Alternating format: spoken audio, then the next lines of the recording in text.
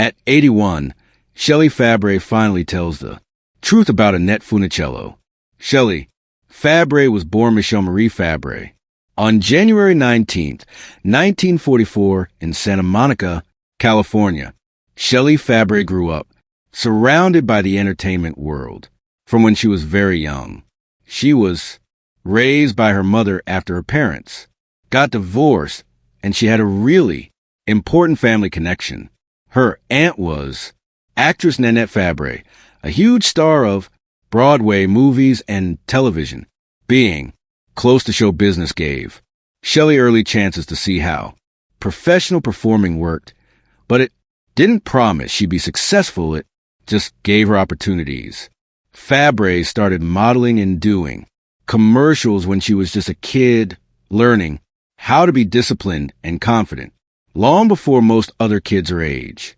Her natural warmth, expressive eyes, and natural ability to understand emotions made her really perfect for television, which was quickly becoming America's favorite form of entertainment in the late 1950s. Shelley Fabares got her most famous role in 1958 when she was chosen to play Mary Stone, the daughter of Donna Reed's character on the Donna Reed Show. Over 6 seasons, Fabares grew up right on camera, changing from a bright, kind of innocent teenager into a thoughtful young woman dealing with the complicated feelings of being a teenager and young adult. What made Fabares different from many young TV actresses back then was how real her emotions seemed. Her performances were down to earth, honest, and easy to relate to, letting audiences see their own daughters or themselves in her problems and successes. She wasn't just America's daughter. She was a reflection of young people after the war, changing right along with a changing nation. While she was still starring on the Donna Reed Show, Shelley Fabares also had a surprising and important second career as a pop singer. In 1962, she recorded Johnny Angel, a soft, longing love song that perfectly captured the emotional feelings of teenage crushes. The song became a huge hit, reaching #1 on the Billboard Hot 100 and made her a real teen idol. Unlike many silly recordings by television stars, Fabares' music connected with people because of how genuine it was. Her voice, gentle and emotionally clear rather than showing off fancy techniques, perfectly matched what people wanted to hear in romantic songs back then. She followed up with other successful recordings such as Johnny Loves Me and Johnny Get Angry, showing her range and growing confidence as a singer. Though she eventually stopped doing music, her short recording career remains an important part of early 1960s pop history, showing the crossover success that was common back then. As the 1960s went on, Shelley Fabares faced the same challenge as many former child and teen stars, changing her image. She handled this challenge with smarts and careful choices, slowly moving into more grown-up and emotionally complicated roles. One of the most important turning points in her career came through her work with Elvis Presley. Fabares appeared opposite Presley in 3 films: Girl Happy 1965, Spin Out 1966, and Clambake 1967. Among all of Presley's many leading ladies, Fabares stood out for her acting ability and down-to-earth presence, bringing humor, warmth, and realness to roles that could easily have been shallow. These films brought her more fans and showed her ability to keep up alongside one of the biggest stars in the world. Probably the most critically praised time of Shelley Fabares' career came later when she changed herself into a dramatic actress in television.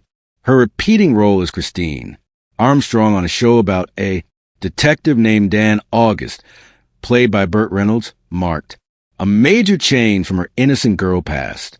The performance earned her 2 Emmy Award nominations, recognition that proved her depth and seriousness as an actress. In 1989, Shelley Fabares stepped into what would become one of the most important roles of her later career when she was cast as Christine Armstrong on the ABC sitcom Coach. At a time when television was still trying to make space for complex, career-focused female characters, Fabares immediately understood the opportunity in front of her. Here was an intelligent, funny, well-written series, she later said, and the people making it wanted me to play a very successful, ambitious woman in it. For Fabares, who had spent decades changing from beloved child star to respected adult actress, the role felt both perfect timing and deeply satisfying. Christine Armstrong was smart, confident, emotionally stable, and professionally successful, a woman who was far more than a romantic side character to the male lead. Instead, she stood as an equal partner, bringing wit, warmth, and quiet strength to the show. Although Coach did not become huge right away, things changed dramatically when ABC moved it to air after the hugely popular show Roseanne. With that smart move, the series found its audience and quickly grew into one of the network's most dependable hits. Week after week, viewers tuned in not only for the sports-themed comedy, but also for the natural chemistry between Fabares and Craig T. Nelson. The show's success kept it going through 8 seasons, staying on the air until 1997, and making Fabares' reputation even stronger as a television regular who could lead a long-running series with style and consistency. Awards and praise soon followed for her performance on Coach. Fabares earned 2 Primetime Emmy Award nominations, proof of her ability to bring depth and emotional intelligence to a comedy show format. In 1994, she received an especially meaningful honor when the Young Artist Foundation gave her its former Child Star Lifetime Achievement Award. The recognition celebrated not only her role as Christine Armstrong, but also her long-lasting legacy as Mary Stone on the Donna Reed Show, honoring a career that had successfully connected generations and different eras of television. Even while committed to Coach, Fabares continued to expand her work with a steady stream of television movies and special appearances. During the show's run, she appeared in projects such as Love or Money, 1990, Deadly Relations, 1993, The Great Mom, Swap, 1995, and Nightmare Come True, 1997, showing her range in roles that often explored darker or more dramatic stories than her weekly sitcom work. These performances showed again her versatility and her willingness to keep challenging herself beyond the comfort of a hit series. When Coach ended in 1997, Fabares easily transitioned into voice acting, taking on the role of Martha Kent in Superman, the animated series. Her warm, comforting voice brought emotional depth to the character, earning love from both longtime fans and a new generation of viewers. She would later play the role again in Justice League and again in the direct-to-video movie Superman Brainiac Attacks 2006, making her place in the Superman legacy even stronger. Fabares also continued acting in television films, including playing to win a moment of Truth movie 1998, while gradually shifting her focus toward behind-the-scenes leadership. From 2004 to 2011, she worked as a producer for the Screen Actors Guild Awards, a prestigious role that showed her deep respect within the industry. In this job, she helped honor fellow performers and shape one of Hollywood's most important celebrations of acting, proving that her influence reached far beyond the screen. In her later years, Shelley Fabares slowly stepped away from acting, making health and family her priorities. Despite stepping away from the spotlight her influence remained strong. She represented a rare kind of Hollywood success, a lifelong career, built not on scandal or changing herself through controversy, but on being professional, emotionally intelligent, and quietly strong.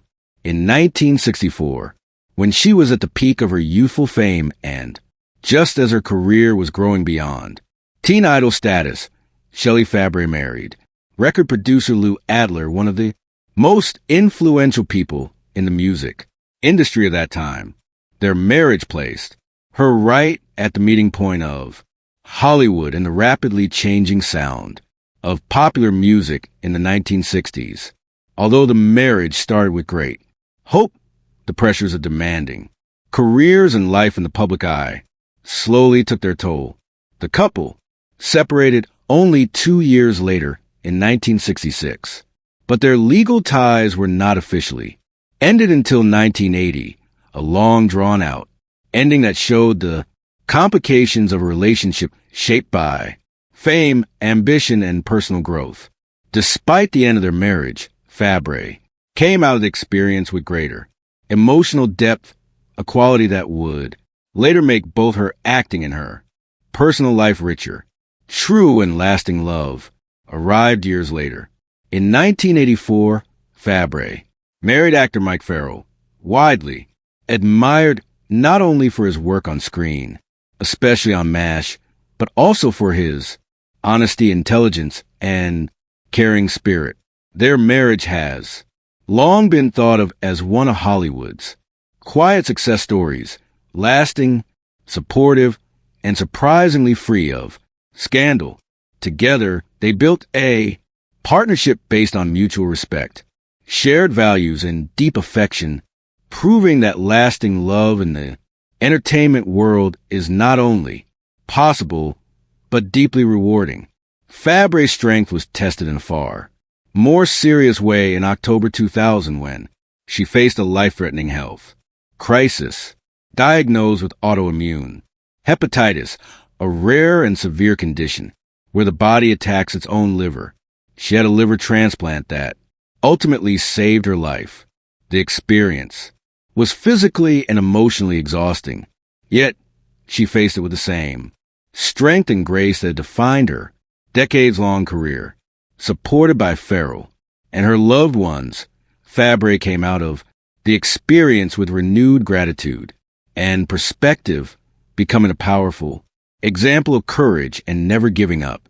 Her survival story added a deeply human chapter to her public image, changing her from a beloved actress into an inspiration admired not only for her talent, but for her extraordinary will to live.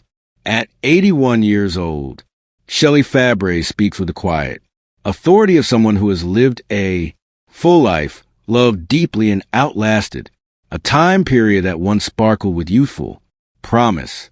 When she finally opens up about Annette Funicello, it is not to chase headlines or bring back nostalgia for its own sake, but to honor a bond formed in the golden age of American television, a friendship shaped by fame, vulnerability, and deep mutual respect.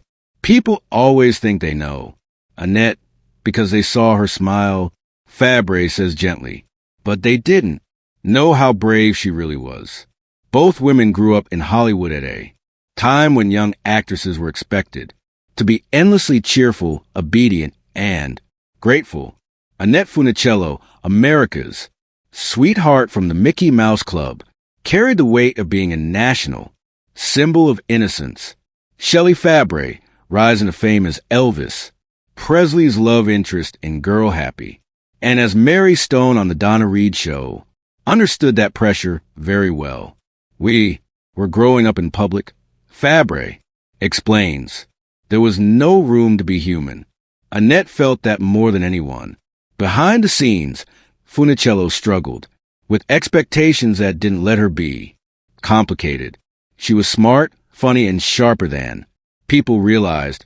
Fabares remembers, but Hollywood wanted her frozen in time, as if growing older was some kind of betrayal. Fabares admits that watching Annette deal with that contradiction left a lasting impression on her. It taught me how cruel fame can be when it loves an image more than a person. As Annette's health began to get worse due to multiple sclerosis, the cruelty of that system became even more clear. What broke my heart, Fabares says, was how quietly she endured it. She didn't want pity. She wanted dignity. Funicello chose to reveal her illness publicly in 1992, hoping to raise awareness and help others. Fabares remembers that moment clearly. That took enormous courage. She was scared, but she was determined. The two women talked often during those years, sharing fears that only someone from the same world could truly understand. Annette once told me, "I don't want to be remembered for what I lost, but for what I gave." Fabares says, her voice softening. That's who she was thinking of, others even when she was hurting. Fabares disagrees with the idea that Funicello's later years were defined by tragedy alone. There was sadness, yes, she says, but there was also so much love.